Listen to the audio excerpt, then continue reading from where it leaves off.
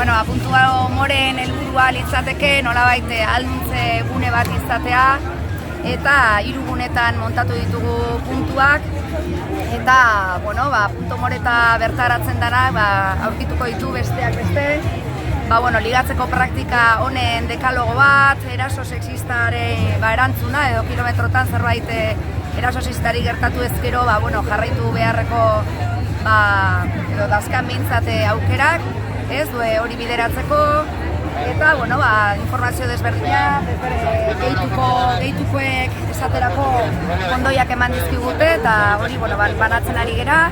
Bestaldetik ere aldarte elkartekoek txapa polit batzuk egin dizkigu eta borondatearen truke ditugu eta besterik ez kontzientziazio lan bat egitea, prebentzio lan bat egitea eta kilometroak ahalik eta feministenak izatea da gure helburua eta besterik ez.